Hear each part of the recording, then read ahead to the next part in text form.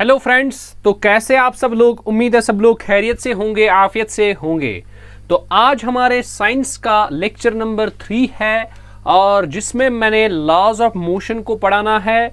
तो बिल्कुल बेसिक से स्टार्ट करते हैं। तो चलिए, अगर आपने पहले मेरी चैनल को सब्सक्राइब नहीं किया है तो पहले चैनल को सब्सक्राइब कर दीजिए और बेल आइकन पर भी क्लिक कीजिए ताकि जो भी मैं वीडियोस आपके लिए अपलोड करता हूं उनकी नोटिफिकेशन सबसे पहले आप तक जरूर पहुंच जाए।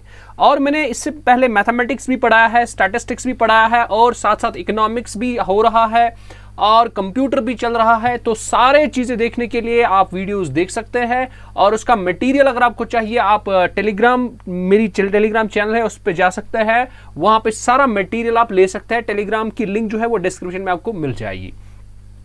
तो चलिए, पिछली बार हमने जो 2 लेक्चर्स दिए थे उसमें मैंने समझाया था मोशन क्या होता है, मोशन क्या, कब हम बोलते हैं फिजिक्स में एक बॉडी मोशन में होती है। और उसके बाद मैंने बोला था कि मोशन के कितने सारे टाइप्स है, uniform motion, non uniform motion, ठीक है। उसके बाद मैंने बोला था डिस्टेंस और डिस्प्लेसमेंट में क्या फ़र्क है, क्या अंतर है। उसके बाद सारा मैंने पढ़ा था, यानी स्पीड क्या होता है, वेलोसिटी क्या होता है, एक्सेलरेशन क्या होता है, फिर एक्सेलरेशन के टाइप्स कितने होते हैं, स्पीड के टाइप्स कितने होते हैं, वेलोसिटी के टाइप्स कितने होते हैं। फिर ग्राफ्स मैंने पढ़ाया था, वीटी ग्राफ्स, एक्सटी ग्राफ्स, ये मैंने सारा पिछले लेक्चर में 2 लेक्चर्स में कंप्लीट कर दिया था। तो इस लेक्चर में हमारा जो टॉपिक होगा लॉज ऑफ मोशन। देखिए, सिलेबस में लिखा है खाली लॉज ऑफ मोशन। अब लॉज ऑफ मोशन अलग एक चैप्टर है, तो इसमें देखते हैं कहां से कहां तक हम पहुंच जाएंगे। लेकिन पहला मैं इसको बेसिक से स्टार्ट करता हूं। तो आपसे गुजारिश होगी वीडियो को पहले से आखिर तक देखिए, आपको बिल्कुल मजा आने वाला है, आप लेक्चर को एंजॉय करने वाले हो। आज आपको फिजिक्स बहुत ही इजी लगने वाला है। तो चलिए स्टार्ट करते हैं आज के पहले टॉपिक को। सबसे पहला चीज जो हमें पता होनी चाहिए वो होना चाहिए फोर्स।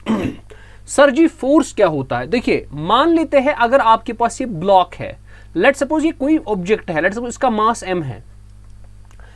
बोलता है अगर आप किसी बॉडी पे पुश या पुल करते हो, पुश या पुल करते हो, समझ आ रही है बात? पुशिंग और पुलिंग, उसको आपने पढ़ा होगा फिजिक्स में, उसको बोलते हैं हम ये फोर्स हो गया। लेकिन प्रॉपर डेफिनेशन इसकी ये है कि अगर मान लेते हैं ये ब्लॉक जो है ये रेस्ट पे है, it is rest, that means initial velocity is 0, ये रेस्ट पे है। अगर आपने इसको पुश या पुल किया और उस पुल या पुश करने की वजह से ये बॉडी अगर रेस्ट में थी ये मोशन में चली गई। अब अच्छे से समझ लेना बेटा, मैंने बोला अगर किसी भी बॉडी पर आप पुश या पुल करते हैं और उस पुल या पुश की वजह से उस बॉडी में मोशन आ जाती है, ठीक है, उसमें मोशन आ जाती है अगर वो रेस्ट में होगी। और अगर लेट अस सपोज ये ऑलरेडी, लेट सपोज ये बॉडी m है, ऑलरेडी ये इस डायरेक्शन में चल रही थी विद वेलोसिटी v, आपने क्या काम कर दिया, आपने इसको फोर्स एक्सर्ट किया। लेट सपोज इस डायरेक्शन में आपने फोर्स एक्सर्ट किया और जब आपने इस डायरेक्शन में फोर्स एक्सर्ट किया, इस डायरेक्शन में फोर्स एक्सर्ट किया, ये स्टॉप हो गई। तो इस या आप इसकी मोशन को अपोज कर रहे हैं, ये भी आपका फोर्स बनेगा। तो फोर्स सिंपली क्या है? फोर्स एक फिजिकल क्वांटिटी है जो बॉडी में या तो मोशन प्रोड्यूस करती है या तो बॉडी में मोशन ऑफ ए बॉडी जो होती है उसको अपोज करती है। या दूसरा तरीका ये भी है, लेट अस सपोज मिसाल के तौर पर मैंने क्या कर दिया काम, ये हमारा ऑब्जेक्ट जा रहा था इस डायरेक्शन में, मान लेते हैं हमने फोर्स इस डायरेक्शन में अप्लाई किया।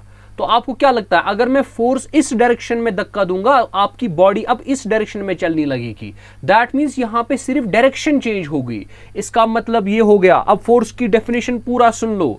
फोर्स एक ऐसी फिजिकल क्वांटिटी है, फिजिक्स में इसको एक ऐसी फिजिकल क्वांटिटी समझा जाता है जिसकी वजह से एक बॉडी में या तो मोशन आ सकती है अगर वो रेस्ट पे है। मान लीजिए अगर ये रेस्ट पे, जैसे ये रेस्ट पे था, अगर हमने फोर्स इसको अप्लाई किया, मान लीजिए इस डायरेक्शन में अगर फोर्स अप्लाई किया, मोशन होगी इस डायरेक्शन में, है ना, विद वेलोसिटी v।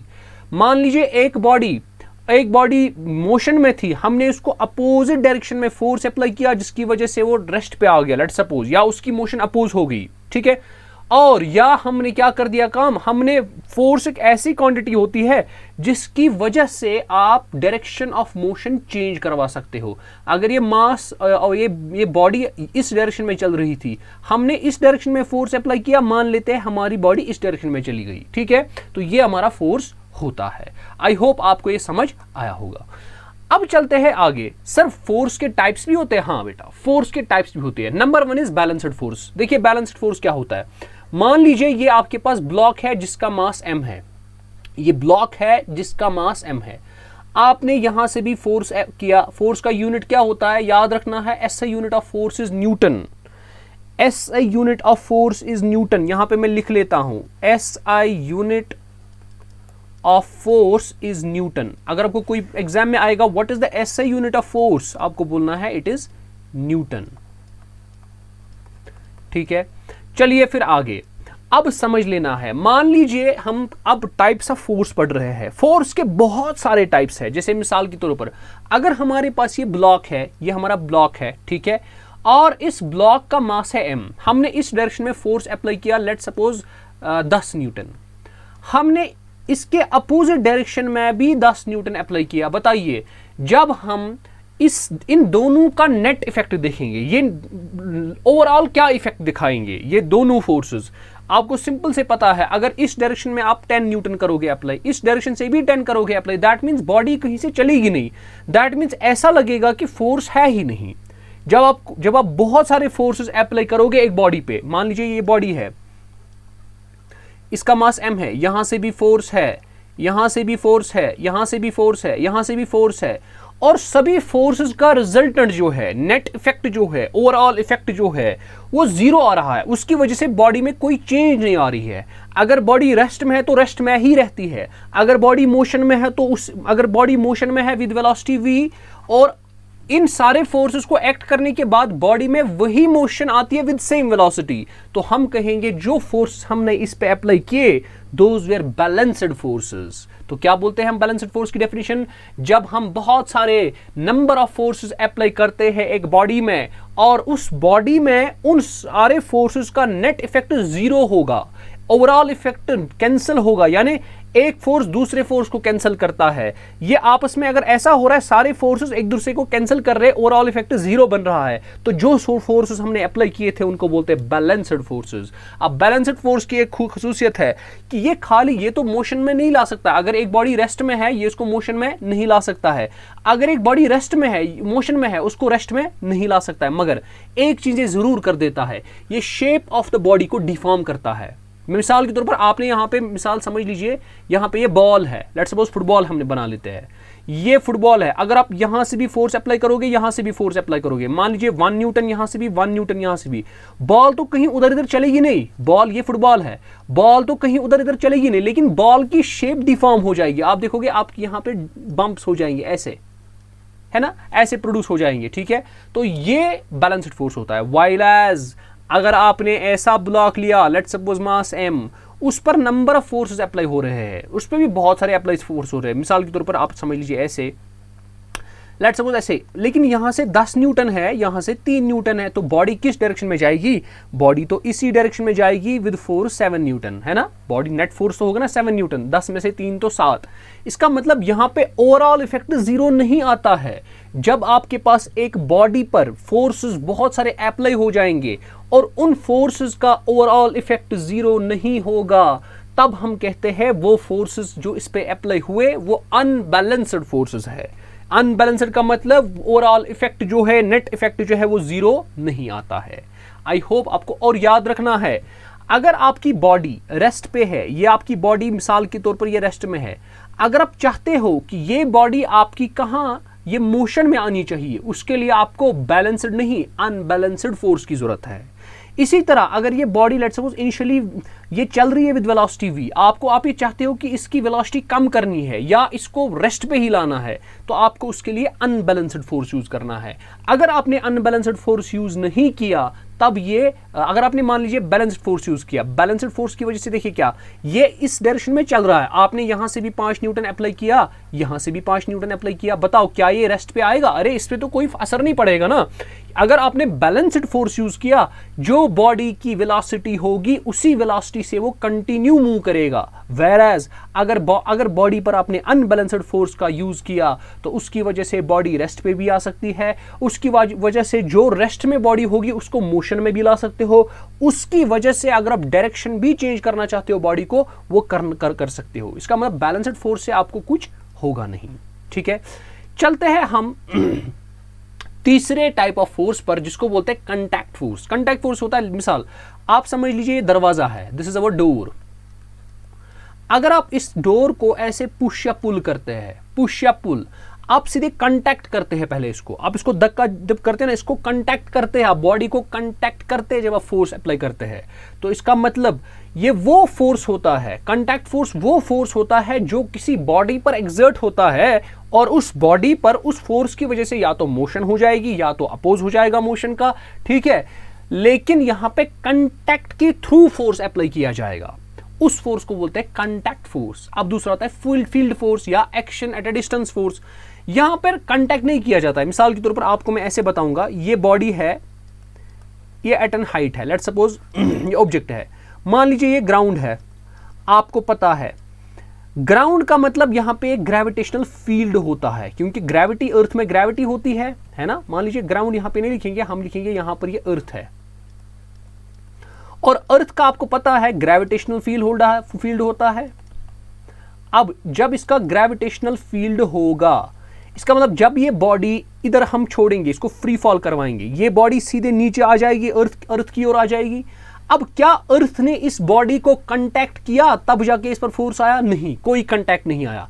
इसका मतलब जो फील्ड से फोर्स आएगा, फील्ड फोर्सेस, या मिसाल उसको बोलते हैं फील्ड फोर्स या एक्शन एट अ डिस्टेंस, यहां पे कांटेक्ट नहीं होता है। मिसाल के तौर पर यहां पे समझ लीजिए ये पॉजिटिव चार्ज है, ये नेगेटिव चार्ज है, हमें पता है positive negative repel each other, लेकिन यहां पर इलेक्ट्रिक फील्ड इसका कंसेप्ट है। यहां पे फील्ड, यहां पे इसका इलेक्ट्रिक फील्ड, इसका इलेक्ट्रिक फील्ड, ये एक दूसरे को रिपेल करते हैं। मगर ये जो फोर्स होता है, क्या ये एक दूसरे को पहले मिलते हैं, कांटेक्ट करते हैं, उसके बाद रिपेल हो जाते? नहीं, विदाउट कंटैक्टिंग ईच अदर ये आपस में एक दूसरे पर रिपेलिंग फोर्स एक्सर्ट करते हैं। तो इन फोर्स को बोलते हैं हम फील्ड फोर्स।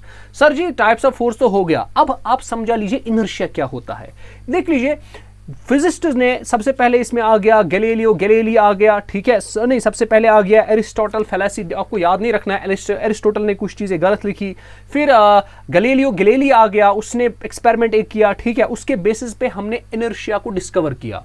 इनर्शिया क्या होता है? इनर्शिया आप समझ लीजिए, अगर एक बॉडी है, ये बॉडी, इसमें एक एबिलिटी होती है कि अगर बॉडी लेट अस सपोज ये रेस्ट पे है, मान लीजिए दूसरी बॉडी मोशन में है, मान लीजिए तीसरी बॉडी उसकी डायरेक्शन यहां से है, डायरेक्शन ऑफ मोशन यहां से है, 3 बॉडीज। एक बॉडी, अगर ये मिसाल ए बॉडी है, ये बी बॉडी है, सी बॉडी है, ये तीनों की तीनों बॉडीज, मिसाल ये मोशन में है, let's suppose with velocity this, with velocity V, A rest पे है, सी इस पे है, बोल रहा है हर एक बॉडी, अगर इसको आप रेस्ट, देखो ये बॉडी ए रेस्ट में है, अगर आप इसको चेंज करोगे ना ताकि ये मोशन में आ जाए, ये बॉडी अपोज करेगी। इसका मतलब बॉडी अगर कोई रेस्ट पे होती है, ये अपनी स्टेट को चेंज नहीं करना चाहता है, ये इसी को बोलते हैं इनर्शिया। ये बॉडी का अपनी स्टेट चेंज न करना, यानी अगर वो रेस्ट पे है वो रेस्ट पर ही रहना चाहता है, अगर वो मोशन में है तो मोशन में ही रहना चाहता है, अगर वो किसी डायरेक्शन में चल रहा है वो उसी डायरेक्शन में जाना चाहता है, इसी को बोलते हैं इनर्शिया। अब बॉडी का इनएबिलिटी, बॉडी की इनएबिलिटी क्या, कौन सी इनएबिलिटी? ताकि वो अपनी स्टेट को चेंज न करे, ताकि वो अपनी स्टेट को चेंज न करे, जिस स्टेट में वो है, अगर वो रेस्ट में है रेस्ट में ही रहेगा, मोशन में मोशन में ही रहेगा, किसी खास डायरेक्शन में चल रहा है उसी में चलेगा, ये उसका इनर्शिया है। अगर आप इसको चेंज करना चाहते हो, मिसाल एक बॉडी रेस्ट पे है, इसको आप मोशन में लाओगे, ये अपोज करेगा उस चीज को, बॉडी जो है ये आपको रेजिस्ट करेगा, अपोज करेगा। इसका मतलब हर एक बॉडी, अगर बॉडी रेस्ट पर है, अगर आपने इसको क्या इसको बोलता, ये रेस्ट वाली स्टेट चेंज करना चाहिए बॉडी की, बॉडी जो होती है ये इनहेरेंटली रेजिस्टेंस प्रोवाइड करती है आपके मोशन को। अगर आप इसकी स्टेट को चेंज करना चाहते हो, चाहे स्टेट इसकी मोशन है चाहे स्टेट इसकी रेस्ट है, दोनों सूरतों में अगर आपने इसकी स्टेट बदलनी चाहिए तो ये बॉडी जो होती है ना, by nature, by inherent property, inherent होता है इस बॉडी में, यानी इसमें कोई डालता नहीं है, अल्लाह ताला ने खुद इसमें जो है वो समाई हुई होती है ये क्वालिटीज इसमें।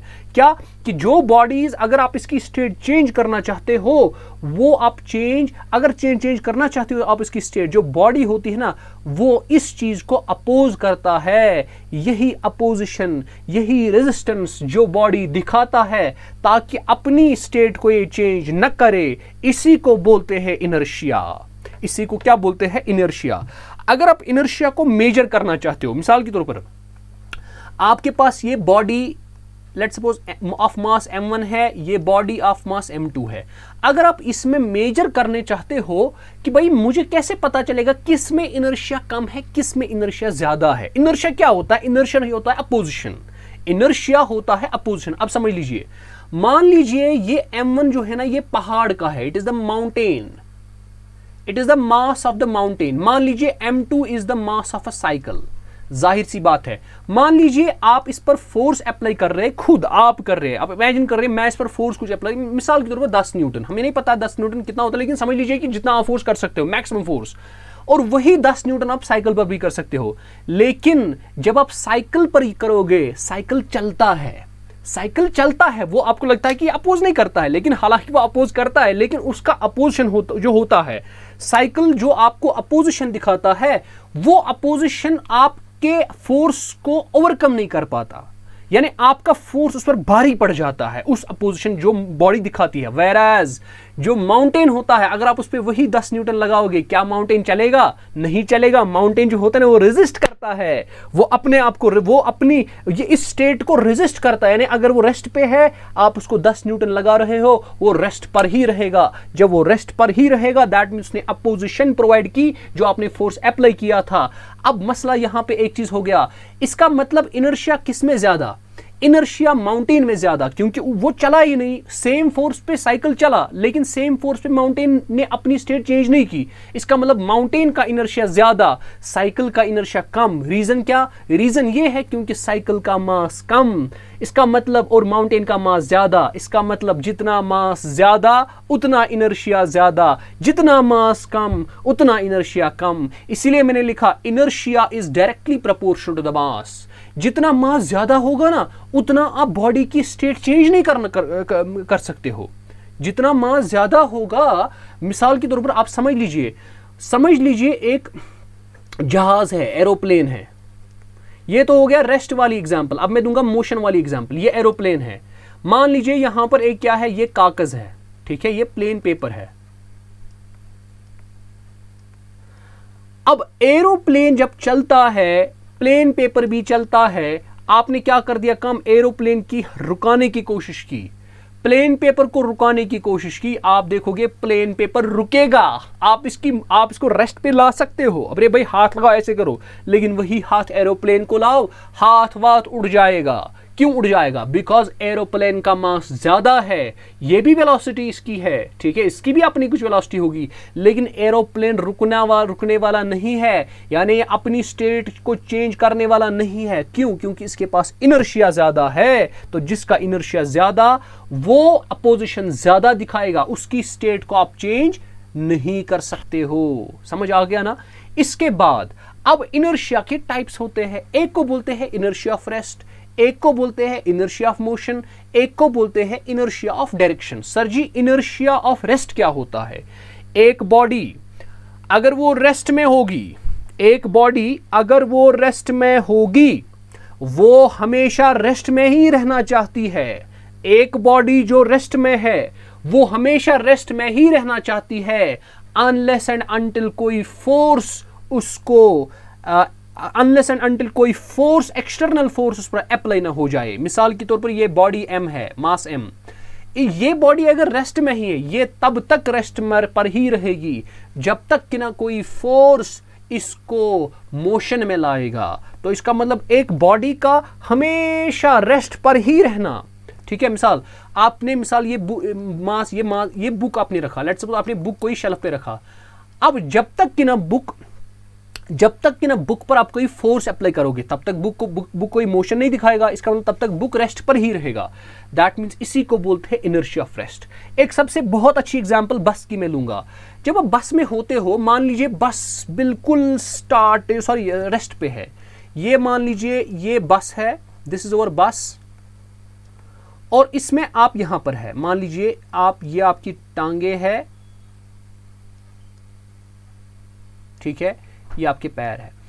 अब जब बस स्टॉप पे था, आप भी स्टॉप पे थे, लेकिन अब जब सडनली ड्राइवर ने क्या कर दिया, उसने इस डायरेक्शन में चला, वो सडनली चल गया, उसकी वजह से क्या हो गया, आप जो थे, आपकी टांगे जो थी वो कांटेक्ट में है बस के साथ, तो इसका मतलब जब बस को मोशन आ जाएगी आपकी टांगों को भी मोशन आ जाएगी, लेकिन आपका जो अपर पार्ट है बॉडी का वो तो रेस्ट पे था ना बेचारा, वो क्या काम करता है, वो भी असल में यहीं से जाना चाहता था, मतलब जाना चाहिए ना, क्योंकि जब गाड़ी यहां से जाएगी आपके पैर जो है वो भी इससे बंधे हुए हैं, बस के साथ कनेक्टेड है, तो वो भी आगे जा रहे हैं, लेकिन आप जो थे वो रेस्ट पर थे, आपका इनर्शिया था, इनर्शिया ऑफ रेस्ट कहता था कि अगर आप रेस्ट पे थे आप चाहते थे कि रेस्ट पर ही रहे, यानी आप स्टेट को चेंज नहीं करना चाहते थे।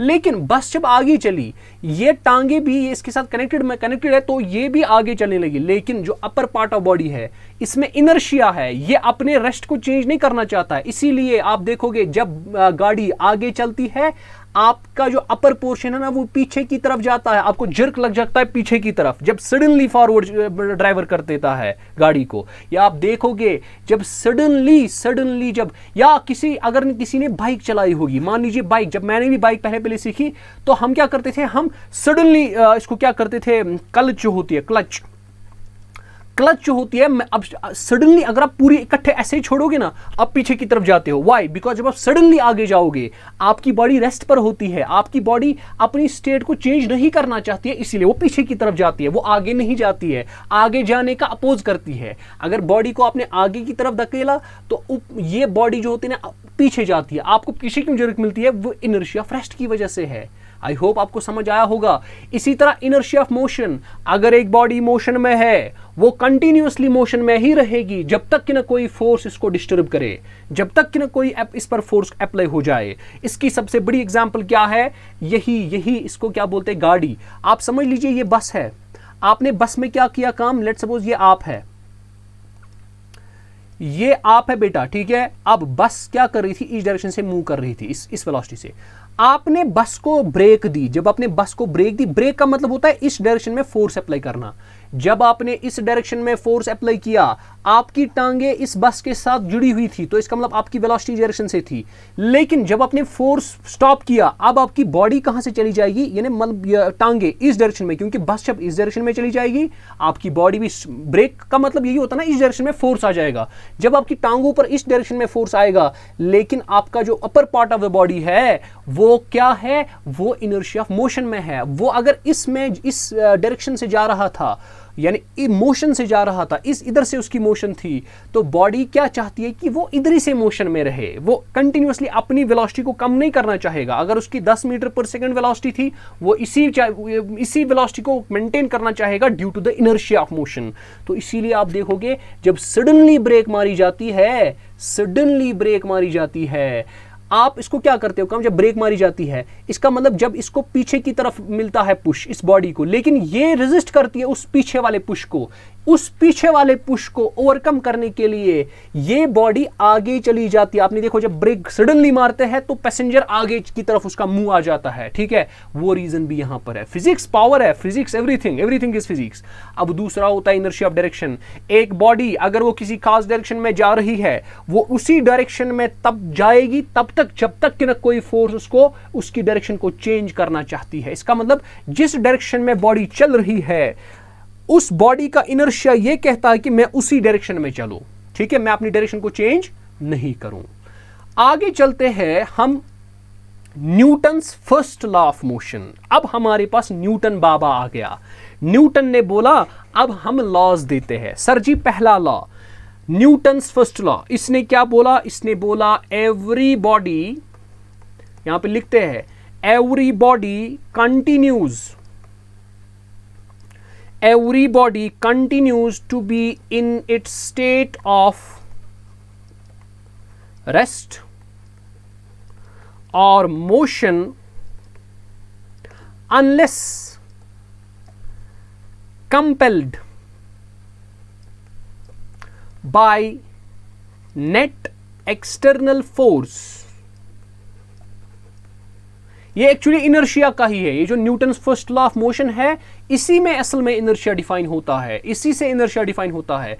Every body continues to be in its state of rest or motion unless compelled by net external force to change that state। ये एक्चुअल क्या है? ये एक्चुअल में इनर्शिया ही है। देख लो कैसे ये बोलता है, अगर एक बॉडी है, ये बॉडी है मास m, ये बॉडी तब तक अपने स्टेट पे रहेगी। अगर ये मान लीजिए रेस्ट पर थी, मान लीजिए दूसरी बॉडी है m, ये मोशन में थी। न्यूटन्स फर्स्ट लॉ बोलता है, Newton's first law of motion, एक बॉडी अगर वो रेस्ट पर ही है, वो रेस्ट पर ही रहना चाहेगी। एक बॉडी अगर मोशन में है, वो मोशन में ही रहना चाहेगी, लेकिन तब तक जब तक कि ना कोई एक्सटर्नल फोर्स उस पर अप्लाई हो जाए और उसकी वजह से उसको चेंज आ जाए। लेकिन एक्सटर्नल फोर्स वो भी कौन सा? Net external force, that means unbalanced वाला। यानी बैलेंस्ड वाला तो चेंज नहीं कर सकता है ना। देखिए अगर ये रेस्ट पर है, अगर यहां से 5 न्यूटन अप्लाई किया, यहां से भी 5 न्यूटन अप्लाई किया, क्या इसकी स्टेट चेंज हो सकती है? नहीं हो सकती। क्यों? क्योंकि बैलेंस्ड है। इसका मतलब कौन सा फोर्स स्टेट चेंज कर सकता है? मैंने इससे पहले भी बोला, अनबैलेंस्ड फोर्स चेंज कर सकता है। तो इसका मतलब actually Newton's first law of motion जो है, ये एक्चुअली आपको इनर्शिया ही यहीं से निकलता है, Newton's first law of motion से निकलता है। तो यहां से आपको एक दूसरी चीज समझ आती है, यहां से आपको दूसरी चीज समझ आती है, वो है फोर्स की डेफिनेशन। कैसे? इसका मतलब याद रखना, वहां पर अगर सवाल आएगा which of the following laws, ना force can be derived from which of the following laws. Force जो है, force the definition of force, हो सकता है आपको न्यूमेरिकल आए, the definition of force objective आ जाए, MCQ question, the definition of force can be derived from which of the following laws, from Which of the following laws? Option number 1 होगा Newton's first law, Newton second law, Newton's third law, none of these. आपको लिखना Newton's first law. Sir ji वो कैसे? मैंने इससे पहले आपको बोला था बेटा, फोर्स एक ऐसी क्वांटिटी होती है जो किसी की स्टेट को चेंज करेगी। इसका मतलब यहां पर भी तो यही कहता है ना, एक बॉडी तब तक अपनी स्टेट मेंटेन करेगा जब तक कि ना फोर्स उस पर अप्लाई हो जाएगा। इसका मतलब फोर्स ही स्टेट चेंज करता है। यही तो हमने फोर्स की डेफिनेशन बता दी थी। फोर्स एक ऐसी फिजिकल क्वांटिटी है जिस फिजिकल क्वांटिटी की हेल्प से एक बॉडी की स्टेट चेंज होती है। अगर वो रेस्ट में है, मोशन में आ जाती है, अगर वो मोशन में है, रेस्ट में आ जाती है। यही तो मैंने फोर्स की डेफिनेशन बता दी थी। यहां पर भी तो वही है। एवरी बॉडी यानी हर एक body continues to be in state of rest, वो अपनी स्टेट को मेंटेन करना चाहती है, लेकिन तब तक जब तक कि ना कोई फोर्स पर अप्लाई हो जाए। मतलब जब उस पर कोई फोर्स अप्लाई होता है तब उसकी स्टेट चेंज हो जाएगी। इसका मतलब फोर्स होता ही है वो चीज जिससे स्टेट ऑफ बॉडी चेंज होती है। इसका मतलब Newton first law of motion से आपकी फोर्स की डेफिनेशन इनर्शिया डिफाइन होता है। तो इससे दो चीजें निकलते हैं, याद रखना है। इनर्शिया भी निकलता है नंबर 1, और दूसरा इससे फोर्स भी पता चलता है कि फोर्स है क्या चीज। याद रखा Newton first law of motion क्या है। तो चलिए आगे चलते हैं। आगे हमारा है न्यूटन बाबा ने Newton second law of motion भी दिया। अरे बेटा, Newton second law of motion होता क्या है? बिल्कुल सिंपल है, कोई घबराने वाली चीज नहीं है। लेकिन उससे पहले कि मैं Newton second law of motion को पढ़ूं, थोड़ा मैं बता देता हूं कि Newton second law of motion ने क्या बताया। असल में इसने बोला ये जो फोर्स है, न्यूटन को पूछा गया, अरे भाई क्या आप बता सकते हो फोर्स और एक्सेलरेशन ऑफ द बॉडी, इनमें क्या आपस में अंतर है, क्या रिलेशन है? क्या फोर्स और एक्सेलरेशन में आपस में रिलेशन है भी कि नहीं? उसने बोला, न्यूटन ने बोला, हाँ भाई इसमें भी कुछ रिलेशन है। फोर्स और एक्सेलरेशन में भी आपस में कुछ रिलेशन है। वो क्या रिलेशन है? वही रिलेशन आपकी न्यूटन सेकंड लॉ है। सो दैट मीन्स ये आपको रिलेशन बताएगा बिटवीन एफ एंड ए। और आपने पढ़ा होगा F is directly proportional to the A. जिस बॉडी की, अरे भाई जिस बॉडी की एक्सेलरेशन ज्यादा होगी उस बॉडी को रेस्ट पे लाने के लिए आपको ज़्यादा फोर्स अप्लाई करना पड़ेगा। यही आपने पढ़ा होगा, F is equal to ma, force is equal to mass into acceleration. अगर एक बॉडी, मिसाल ये बॉडी है, इसकी एक्सेलरेशन ज़्यादा है, जितनी इसकी एक्सेलरेशन ज़्यादा, अगर आप चाहते हो इसको आप रेस्ट पे लाना चाहते हो, जो फोर्स आपको लगेगा वो ज़्यादा लगेगा। जितनी एक बॉडी की एक्सेलरेशन ज़्यादा, उतना वो फोर्स आपको ज़्यादा लगेगा ताकि आप उस बॉडी को रेस्ट पर ला सको। तो यहाँ पर इसका मतलब एक टर्म इसमें आपको डिफाइन करनी पड़ेगी Newton second law of motion को प्रॉपरली पढ़ने के लिए। इसके लिए हम पहले एक टर्म को पढ़ लेते हैं, उसको बोलते हैं मोमेंटम। क्या बोलते हैं? और वो भी लीनियर वाला। तो इसको यहां पे लिखेंगे लीनियर मोमेंटम। लीनियर मोमेंटम, देख लीजिए बेटा, लीनियर मोमेंटम क्या होता है। अगर आपके पास ये बॉडी है, लेट्स सपोज ये बॉडी है, इस बॉडी पर मास, लेट्स सपोज इस बॉडी का मास है m, और ये इस डायरेक्शन में चल रही है विद वेलोसिटी v। अब आपको देखना है कि इसमें कितना मोशन है। अरे मोशन आपको मेजर करना है, इसमें कितना मोशन है, ये कितना मोशन है, ये एक टर्म से आप निकालते हो, ये एक टर्म से आप डिफाइन करते हो, उसको बोलते हैं लीनियर मोमेंटम। तो लीनियर मोमेंटम आपको बताएगा it measures the quantity of motion, it measures the quantity of motion of in a body. एक बॉडी में कितना मोशन है वो आपको किससे पता लग सकता है? लीनियर मोमेंटम से। और लीनियर मोमेंटम जो होता है ये P से डिनोट करते हैं, and it's equal to m into v, mass into velocity. कितना मास होगा और कितना वेलोसिटी होगा। अब सर जी ये कैसे आपको पता चल गया? देख लीजिए, ये कैसे पता चल गया कि मोमेंटम जो होता है ना, ये मास और वेलोसिटी के प्रोडक्ट के बराबर, यानी ये इन दोनों के प्रोपोर्शनल होता है। देख लीजिए, इसके लिए एग्जांपल देख लीजिए। लेट सपोज मेरे पास एक बॉल है A और दूसरी बॉल है B। समझ लेना अच्छे से। Let suppose mass of A is greater then mass of B।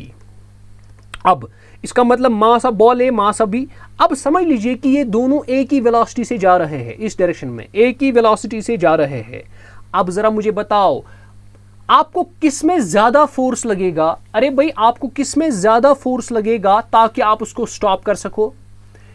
एक बॉल है, ये भी एक बॉल है, ये भी एक बॉल है, दोनों बॉल्स है, लेकिन A का मास B से ज्यादा है। दैट मीन्स A का मास ज्यादा है B से। अब लेकिन लेट्स सपोज इसकी वेलोसिटी v है, दोनों की सेम वेलोसिटी है, सेम वेलोसिटी, लेकिन आपको क्या लगता है किसको आपको ज्यादा फोर्स देना है ताकि आप उसको रुका सको? मेरे ख्याल से आपको उसको ज्यादा फोर्स देना है, रुकाना है जिसमें मास ज्यादा होगा। इसका मतलब फोर्स कब ज्यादा लगेगा रुकाने के लिए? जब उसमें मोशन ज्यादा होगा। इसका मतलब हो गया जिसमें मास ज्यादा होगा उसमें आपका मोशन ज्यादा होगा, जब उसमें मोशन ज्यादा होगा मोमेंटम ज्यादा। इसका मतलब P is directly proportional to the mass. दूसरी एग्जांपल, अब V के प्रोपोर्शनल कैसे है? यही लेते हैं A और B, लेकिन अब दोनों का मास M, दोनों का मास M सेम, लेकिन ये वेलोसिटी v1 और ये वेलोसिटी v2 से जा रही है और v1 ग्रेटर देन v2 है।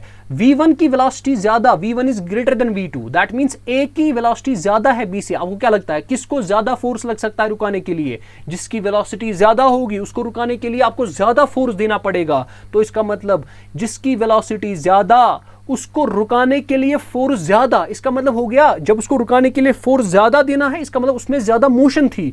जब उसमें ज्यादा, इसका मतलब जिसमें मास, जिसका मास ज्यादा, सॉरी जिसकी वेलोसिटी ज्यादा उसमें ज्यादा मोशन। इसका मतलब जब उसमें ज्यादा मोशन है तो इसका मतलब उसमें ज्यादा मोमेंटम भी होगा। दैट मीन्स आपके पास मोमेंटम दो चीजों पे डिपेंड करता है और डायरेक्टली प्रोपोर्शनल है, मास से भी वेलोसिटी से भी। इसीलिए हम कहते हैं P is equal to mv। I hope आपको ये समझ आया होगा। समझ आ गया ना? अब इसके बाद चलते हैं न्यूटन सेकंड लॉ का। अब स्टेटमेंट भी समझ लो और थोड़ा सा ये भी समझ लीजिए। न्यूटन सेकंड लॉ मैंने यहीं पे बताया, F is directly proportional to the A। भाई अगर कोई बॉडी है उसकी एक्सेलरेशन ज्यादा है और अगर आपको उसको स्टॉप करना है, आपको ज्यादा फोर्स चाहिए ताकि आप उसको स्टॉप करो। अगर कोई ऐसी बॉडी है, मान लीजिए ये बॉडी A है, ये बॉडी B है, अगर ये बॉडी लेट्स सपोज ए और बी है, इसकी एक्सेलरेशन है a1, इसकी एक्सेलरेशन है a2, मान लीजिए a1 जो है वो ग्रेटर देन a2 है, बता दीजिए फिर फोर्स किस में ज्यादा लगेगा? ए में ज्यादा लगेगा force as compared to B. क्यों? क्योंकि इसमें एक्सेलरेशन क्या है? ज्यादा है। तो यही आपका क्या है? यही आपका Newton second law of motion है। लेकिन डेफिनेशन भी लिख लीजिए, डेफिनेशन भी लिख लीजिए बेटा। तो क्या है डेफिनेशन, वो मैं यहां पे लिखवाता हूं। सो कहता है the time rate of change of linear momentum, the time rate of change of linear momentum is directly proportional to the net applied force, on the body, and this change, यही है Newton second law, this change takes place in the direction of the applied force,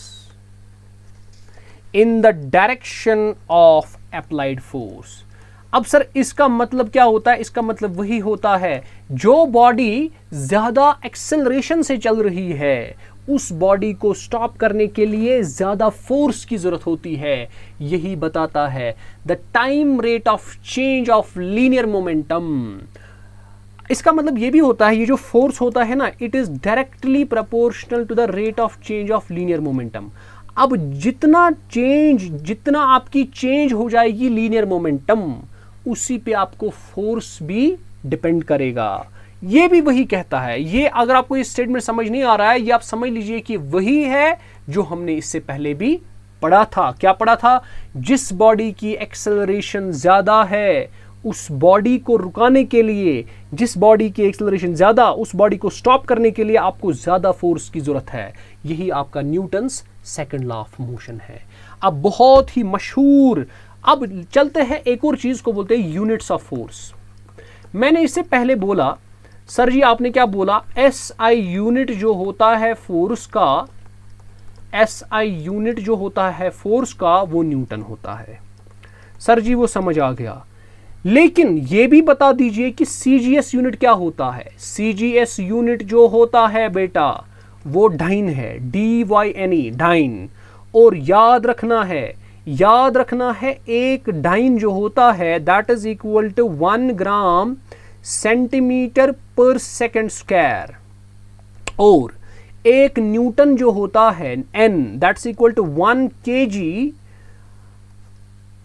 kg metre per second square. तो यही आपका क्या आ जाएगा? Force के units आ जाएंगे।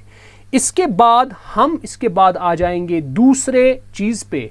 अब आपके पास जो ये Newton second law of motion है, इसके बहुत सारी एप्लीकेशंस हो सकती है। जैसे मिसाल एप्लीकेशंस क्या क्या है मैं आपको बता देता हूं। Newton second law of motion के बहुत सारी एप्लीकेशंस हो सकती है, वो देखेंगे। Applications of Newton second law of motion, sir जी क्या है? मान लीजिए सबसे पहले क्रिकेट तो सबने खेला होगा। आप जब कैच पकड़ते हो, कैचिंग ए बॉल, वहां पर भी न्यूटन सेकंड लॉ लगता है। सर जी कैसे लगता है? आप समझ लेना, अच्छे से समझ लेना। जब बॉल को आपको लेट्स सपोज ये बॉल आ रही है, ये बॉल है, जब आप बॉल को पकड़ते हो ना, आप अपना हैंड लोअर करते हो। So lowering your hand, lowering the hand while catching a ball. जब आप बॉल को कैच करते हो ना, आप हैंड को नीचे करते हो। वाई? ऐसा क्यों होता है? क्योंकि आपको पता है जब इसको क्या बोलते हैं, आपको इस बॉल को स्टॉप करना है ना। आप कैच तभी पकड़ सकते हो जब आप इस बॉल को स्टॉप करोगे।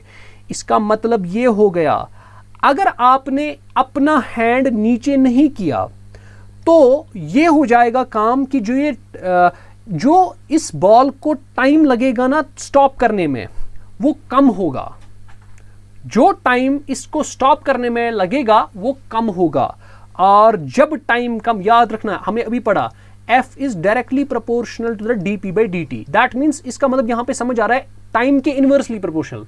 जितना ज़्यादा टाइम लगेगा ना बॉडी को, उतना कम फोर्स देना पड़ेगा, जितना कम टाइम लगेगा उतना ज़्यादा फोर्स देना पड़ेगा, है ना। ये भी यहाँ पर भी हम भी पढ़ा हमने न्यूटन सेकंड लॉ। अब इसका मतलब जब आप बॉल को मतलब अपने हैंड को लोअर नहीं करोगे, इसका मतलब टाइम इसको कम लगेगा, इसको स्टॉप करने में टाइम कम लगेगा, और जब स्टॉप करने में टाइम लगेगा कम लगेगा, इसका मतलब ज़्यादा फोर्स देना पड़ेगा। जब ज़्यादा फोर्स एक्ट करना पड़ेगा ताकि इसको स्टॉप करे, इसीलिए आपको इंजरी हो सकती है। इसीलिए आप क्या करते हो काम, आप अपने हैंड को लोअर करते हो। जब लोअर करते हो इसका मतलब बॉल को अब हवा में ज़्यादा टाइम आ जाएगा। इसका मतलब जब टाइम बढ़ जाएगा तो इसका स्टॉपिंग टाइम बढ़ जाएगा। जब इसका स्टॉपिंग टाइम बढ़ जाएगा अब आपको कम ही फोर्स देना पड़ेगा ताकि आप इसको स्टॉप कर सकते हो। तो इसीलिए हम बॉल को जब कैच करते हैं हम हैंड अपना नीचे रखते हैं, मतलब हाँ। दूसरा, जब आप गिरते हो एक सीमेंटेड फ्लोर पे, और जब आप गिरते हो लेट्स सपोज आप हीप ऑफ सैंड, रेत पे, आपको लगती कहाँ पे, आपको फ्रैक्चर हो जाता है सीमेंटेड फ्लोर पे, लेकिन हीप ऑफ सैंड जो है रेत पर आपको कोई भी चीज आपको लगती नहीं है। वो क्यों? वो इसलिए जब आप सीमेंटेड फ्लोर पे गिरते हो, आपकी बॉडी को रेस्ट करने के लिए, जब आप ऊपर से छलांग मारते हो, आपकी बॉडी मोशन में होती है और टाइम आपको कम लगता है स्टॉप करने के लिए सीमेंटेड फ्लोर में।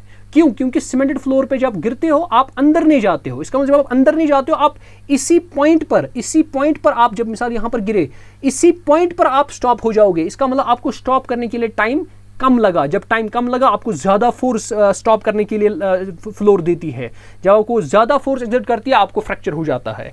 लेकिन अगर आप यहां पे हीप ऑफ सैंड पे आ जाओगे, आप जब इधर गिरते हो ना आप अंदर थोड़ा जाते हो, आप सैंड को अंदर की तरफ धकेलते हो, उसकी वजह से क्या होता है, टाइम बढ़ जाता है। जब टाइम बढ़ जाता है फोर्स आपके ऊपर कम आ जाता है। जब फोर्स कम आ जाता है आपका क्या होता है, आपको इंजरी नहीं होती है। तो ये बहुत सारी चीजें इसमें हो सकता है। जैसे मिसाल तीसरा चीज इसमें एक और एप्लीकेशन है कि भाई अगर आपको टेनिस बॉल को कैच करना है, मैं यहां पे लिखूंगा it is easier to catch a tennis ball than a cricket ball। Cricket ball होती है जो लेदर बॉल होती है, क्रिकेट बॉल को कैच करना टफ होता है as compared to tennis ball. क्यों? क्योंकि क्रिकेट बॉल जो होती है वो हैवियर होती है, और आपको मैंने बताया जो बॉल हैवियर होगी उसका मोमेंटम ज्यादा होगा, और जिस किसी चीज का मोमेंटम ज्यादा होगा उसको रुकाने के लिए, कैच करने का मतलब ना आपको रुकाना है, स्टॉप करना है, उसको रुकाने के लिए ज्यादा फोर्स देना पड़ेगा। इसीलिए जब आपको ज्यादा फोर्स देना पड़ेगा ना, आप क्रिकेट बॉल को कैच करते समय थोड़ा लगती है, और टेनिस बॉल थोड़ा हल्की होती है, उसको स्टॉप करने के लिए ज्यादा फोर्स की जरूरत नहीं होती है। इसीलिए हम टेनिस बॉल को इजीली कैच कर पाते हैं देन आपका क्रिकेट बॉल। इसमें बहुत सारी एप्लीकेशंस हो सकती है, लेकिन अभी मैं स्टॉप कर लेता हूं उन एप्लीकेशंस को। बस इतनी एप्लीकेशंस काफी है। तो अब आते हैं नेक्स्ट टर्म पे, वो है इंपल्स। देखिए इंपल्स क्या होता है।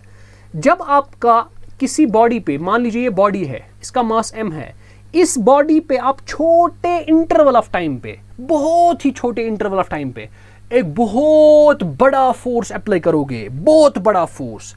तो इसका मतलब large force applied in a small interval of time। अगर आप छोटे इंटरवल ऑफ टाइम में बहुत ही बड़ा फोर्स अप्लाई करोगे, वो इंपल्स उसको कहते हैं। इंपल्सिव है, वो जल्दी उठ जाता है, ठीक है। अगर उसको कुछ थोड़ा ही बोलते हैं, ही इज वेरी इंपल्सिव, ठीक है। इसको थोड़ा ही बोलते हैं ये ऊपर उठने लगता है। वाई हम ऐसा क्यों कहते हैं? फिजिक्स में ऐसा ही टर्म है एक्चुअली, उसको बोलते हैं इंपल्स। इंपल्स होता है जब लार्ज फोर्स अप्लाई किया जाता है बॉडी पे एक छोटे इंटरवल ऑफ टाइम पे, उसको बोलते हैं इंपल्स। और याद रखना है, बस आपको इतना याद रखना है, इंपल्स होता क्या है। इंपल्स होता है बराबर फोर्स इंटू टाइम। कितना फोर्स आपने कितने टाइम में लगा दिया, उसी को बोलते हैं इंपल्स। आई होप आपको ये समझ आया होगा। अब आज का लास्ट टॉपिक और ये लॉज ऑफ मोशन खत्म हो जाएगा। उसको बोलते हैं Newton's third law of motion. अरे ये तो सबको पता है, Newton's third law of motion क्या बोलता है? To every action there is equal and opposite reaction. ये तो सबको पता है, there is equal and opposite reaction. Sir जी क्या मतलब? देखिए मान लीजिए, एग्जाम्पल से समझ लीजिए। एग्जाम्पल एक है, मान लीजिए ये ग्राउंड है। जब आप अपना फीट, ये मान लीजिए फीट है, आप फीट अपना जब इस डायरेक्शन में लेते हो ना पीछे की तरफ, ये एक्शन होता है।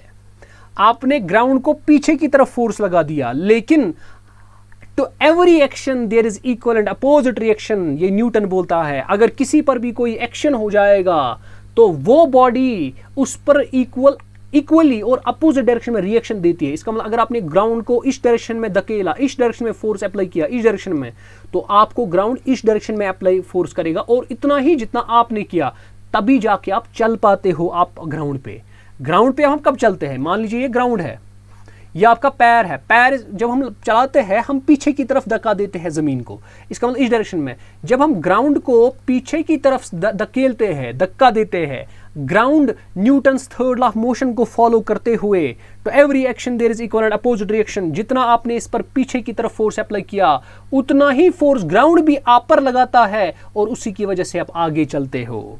दूसरी एग्जाम्पल आप कह सकते हो, जब एक बॉडी क्या करता है, या चलो हम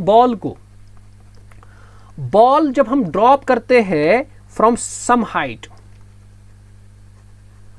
it gets rebounded, it rebounds, ये ऊपर चली जाती है आफ्टर स्ट्राइकिंग। ये भी एक चीज है। देखिए जब आपने ये फ्लोर, समझ लीजिए जब आपने इस फ्लोर को यहां पे बॉल ड्रॉप कर ली, जो ही इस पर स्ट्राइक करता है, उसके बाद बॉल वापस ऊपर चली जाती है। इसका मतलब यहां से एक्शन, बॉल का ड्रॉप होना एक्शन, उसके बाद इसका ऊपर होना ये reaction, there is an equal and opposite reaction. इसी तरह आपकी स्विमिंग होती है। अरे भाई बहुत सारे एप्लीकेशंस होगी।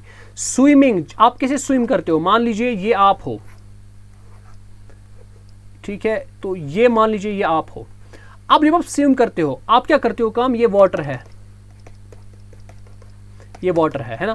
जब आप स्विम करते हो ना, अगर आपको आगे की तरफ जाना होता है, आप हाथों और पैरों को इस डायरेक्शन में आप पानी को चलाते हो। जब आप पानी को पीछे की तरफ धकेलते हो, तभी जाके पानी आपको क्या करता है, जितना फोर्स आप उस पानी को पीछे की तरफ उस पर लगाओगे, उतना ही फोर्स पानी आप पर आगे की तरफ लगाएगा। उसी की वजह से आप स्विम कर पाते हो। Physics is everywhere. चौथी एग्जाम्पल, जब आपको क्या, अच्छा आपने अगर बोट अगर आपने चलाया होगा, जो बोटमैन होता है, अगर बोटमैन अभी किनारे पर है, उसको अब बीच में जाना है, ठीक है, उसको पीछे जाना, वो क्या करता है काम, अगर वहां पर क्या होगा काम, वहां पर कोई पोल वोल होगा, दरख्त होगा, वो उसको पुश करता है। अगर मिसाल के तौर पर ये किश्ती है, अब ये किनारा है, यहां पर ये ट्री है, यहां पर ट्री है, ये जो बोटमैन होता है ना, ये इस ट्री को पुश करता है। पुश करके क्या हो, देखो पुश करने का मतलब इस डायरेक्शन में फोर्स अप्लाई करता है, ट्री उसको वापस इस डायरेक्शन में फोर्स अप्लाई करेगी according to the Newton's third law of motion.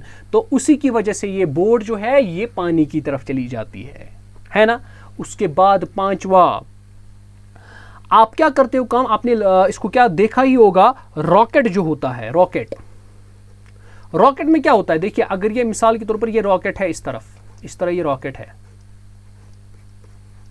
अब रॉकेट में क्या होता है, यहां पर गैसेस निकलते हैं। जब यहां से गैसेस निकलते हैं ना, वो इस डायरेक्शन में निकलते हैं, और जब गैसेस इस डायरेक्शन में निकलना शुरू करते हैं, तो वो इस बॉडी की पर ये बॉडी क्या करती है, इस पर इक्वल एंड अपोजिट रिएक्शन दिखाती है। इसी की वजह से रॉकेट ऊपर चला जाता है। तो ये बहुत सारी चीजें थी जो मैंने आपको बता दी कि भाई आपका Newton's third law of motion क्या बताता है। तो इसका मतलब अगर मैं समराइज करूं, हमने क्या क्या पढ़ा। सबसे पहले मैंने आपको बता दिया फोर्स होता क्या है। दूसरा चीज मैंने आपको बता दिया टाइप ऑफ फोर्स क्या होता है। थोड़ा रिवाइज कर लेते हैं 1-2 मिनट, ताकि ये समराइज बने। सर जी फोर्स क्या होता है? अरे भाई फोर्स एक ऐसी क्वांटिटी होती है जिसकी वजह से आप बॉडी की स्टेट को चेंज कर सकते हो। अगर वो रेस्ट में है, मोशन में लाओगे, अगर वो मोशन में है, रेस्ट में लाओगे, अगर वो किसी खास डायरेक्शन में है, आप उसकी डायरेक्शन को चेंज करोगे।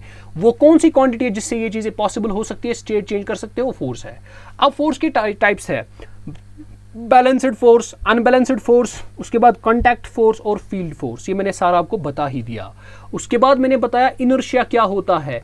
हर एक बॉडी कि इनएबिलिटी, वो नहीं ये चाहती है। अगर एक बॉडी को आप उसकी स्टेट चेंज करते हो, वो ये नहीं चाहती है। ये बॉडी का न चाहना, ये बॉडी की इनएबिलिटी कि अपनी स्टेट को चेंज न करना, यही होता है इनर्शिया। अब इनर्शिया बहुत तरह का होता है, inertia of rest, inertia of direction, inertia of motion, ये भी मैंने आपको बता दिया। उसके बाद मैंने बताया था Newton's first law of motion. Newton's first law of motion की कौन सी डेफिनेशन आपको प्रोवाइड कर देता था? फोर्स की डेफिनेशन। वो क्या बोलता था? Newton's first law of motion बोलता था कि भाई एक बॉडी तब तक अपनी स्टेट को चेंज नहीं करेगा जब तक कि ना कोई फोर्स पर अप्लाई हो जाएगा, और वो भी कौन सा फोर्स? Unbalanced force. और फिर Newton second law of motion, उसने क्या बोला?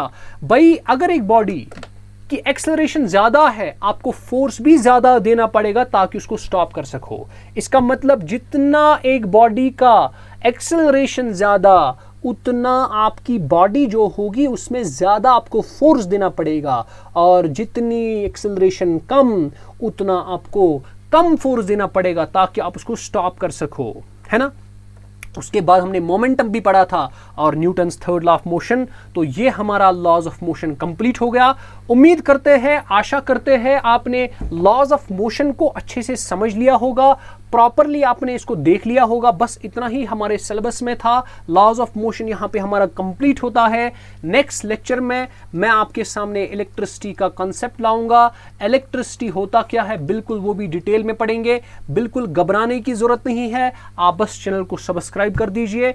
और अगर आपको ये इसकी पीडीएफ चाहिए, जो लॉज ऑफ मोशन ये थोड़ा मैं लिख रहा हूँ ये बोर्ड पे, तो आप टेलीग्राम पे जुड़ सकते हैं। आप डिस्क्रिप्शन में जाइए, लिंक वहाँ पे प्रोवाइडेड है। तो सभी से गुजारिश है, और लेक्चर्स को शेयर भी किया कीजिए अपने दोस्तों के साथ, अपने ग्रुप्स में, फेसबुक, व्हाट्सएप, हर जगह, टेलीग्राम, जहाँ जहाँ पॉसिबल है इसको फॉरवर्ड कीजिए ताकि हर एक बंदा इससे फ़ायदा उठा सके। तो हम मिलते हैं अगले लेक्चर में। अभी और लेक्चर आ जाएगा, उसको क्या बोलते हैं, अभी 9:30 आपका दूसरा लेक्चर आ जाएगा इकोनॉमिक्स का, तो आप वो भी देख लीजिए। तो चलिए हम मिलते हैं अगले लेक्चर में, तब तक के लिए खुदा हाफिज़।